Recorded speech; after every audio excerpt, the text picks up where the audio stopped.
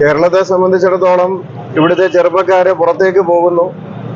അത് നിർത്തലാക്കാനും ഇവിടെ തന്നെ നിലനിർത്താനും ശ്രമം നടത്തുമെന്നാണ് സർക്കാർ നിരന്തരമായി പറഞ്ഞുകൊണ്ടിരിക്കുന്നത്. എന്നാൽ നമുക്കറിയാം ഇപ്പോഴത്തെ ദുഃഖാവസ്ഥ.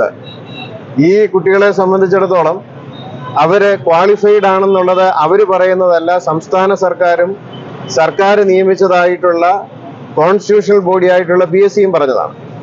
2 ഘട്ട പരീക്ഷയും കഴിഞ്ഞ് അതോടൊപ്പം തന്നെ ഫിസിക്കലും കഴിഞ്ഞ് ഇവരിതിന് സർവ്വതാ യോഗ്യരാണെന്നും പറഞ്ഞ് ലിസ്റ്റ് പ്രസിദ്ധീകരിച്ചു.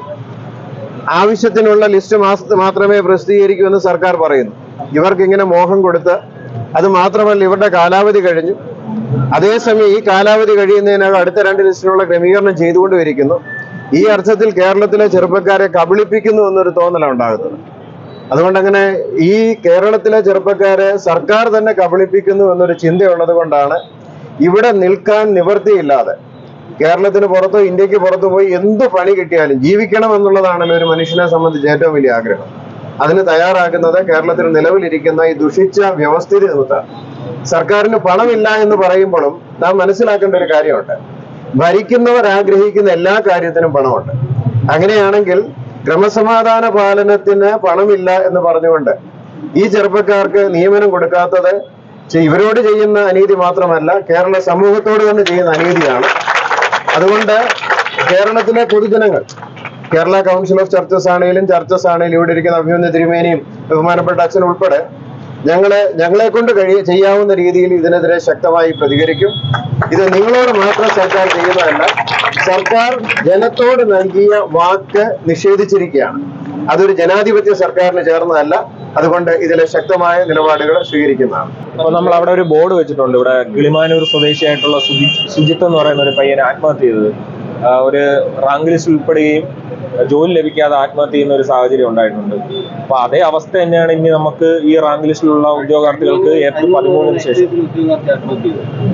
എക്സൈസിൽ 76 റാങ്ക് ലഭിച്ച കാരക്കോണത്തുള്ള അനു എന്ന് പറയുന്ന ഉദ്യോഗാർത്ഥി ഇത് കണക്ക് ആത്മഹത്യ ചെയ്യുന്ന ഒരു സാഹചര്യം വന്നതിന് ശേഷമാണ് ഇത്തരത്തിലുള്ള ഒരു സാഹചര്യം വരാതിരിക്കാൻ വേണ്ടിയിട്ട് 2 ഘട്ട പരീക്ഷ കൊണ്ടുവന്നിട്ട് സമരങ്ങൾ ഉണ്ടാവാതിരിക്കാൻ വേണ്ടിയിട്ട്. കഴിഞ്ഞ പ്രാവശ്യം CPO-കാരും അതായത് പോലീസ് കോൺസ്റ്റബിളുകാരും LGS-കാരും LD-കാരും എല്ലാം ഇതുപോലെ സമരം ചെയ്തപ്പോൾ ഇതേപോലത്തെ ഒരു അവസ്ഥ വരാതിരിക്കാൻ വേണ്ടിയിട്ടാണ് ഗവൺമെന്റ് ജസ്റ്റിസ് ദിനേശൻ എന്ന് പറയുന്ന ഒരു പുള്ളിയെ കമ്മീഷനാക്കി നിയമിച്ച് കൊണ്ടുവന്ന ഒരു സംഭവമാണ്.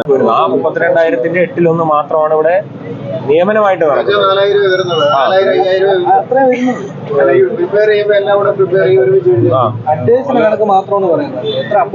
എല്ലാ ഉദ്യോഗാർത്ഥികൾക്കും ഏകദേശം കട്ട് ഓഫ് മാർക്കിനേക്കാളും 20ഓളം മാർക്ക് കൂടുതലുള്ള ആൾക്കാരാണ്. അതുപോലെ തന്നെ എല്ലാ ഉദ്യോഗാർത്ഥികൾക്കും, അതായത് 2019 ഈ ഒരു നോട്ടിഫിക്കേഷൻ വന്നത്. 2019 വന്നപ്പോൾ എനിക്ക് 23 വയസ്സായിരുന്നു. ഇപ്പൊ എനിക്ക് 28 വയസ്സാണ്. അപ്പോൾ എനിക്കിനി ഒരു പോലീസ് പരീക്ഷ ഇതിന്റെ ഇടയ്ക്ക് എനിക്ക് എഴുതാൻ പറ്റൂല.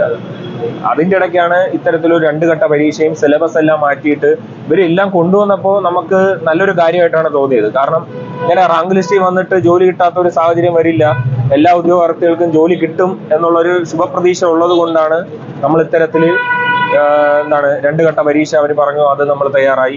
അവർ പറയുന്ന എല്ലാ മാനദണ്ഡങ്ങളും നമ്മൾ പാലിച്ചു. എന്നിട്ടാണ് നമ്മളെങ്ങനെ തെരുവിലിറങ്ങിയത്.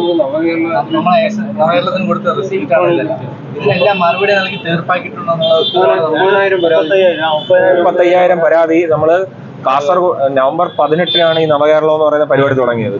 നവംബർ 18 മഞ്ചേശ്വരം മുതൽ ഇവിടെ തിരുവനന്തപുരം വരെ നമ്മൾ 35,000-ഓളം പരാതി ഇതുമായിട്ട് ബന്ധപ്പെട്ട് കല്യാണം കഴിച്ചവരാണെങ്കിൽ മക്കളെ കൊണ്ട് കൊടുപ്പിച്ചിട്ടുണ്ട്, അമ്മമാരെ കൊടുത്തിട്ടുണ്ട്.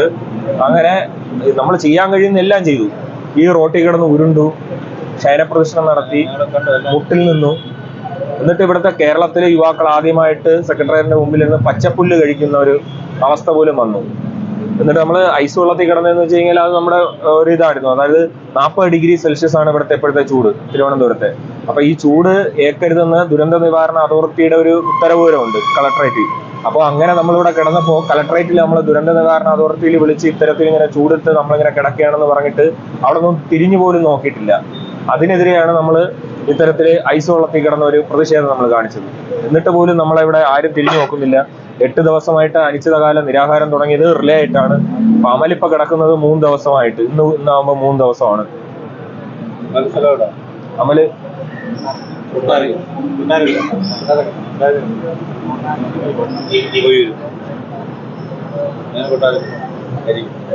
ഇപ്പോ അടിയന്തരമായിട്ടൊന്ന് മുഖ്യമന്ത്രിയെ നേരിട്ട് കണ്ട്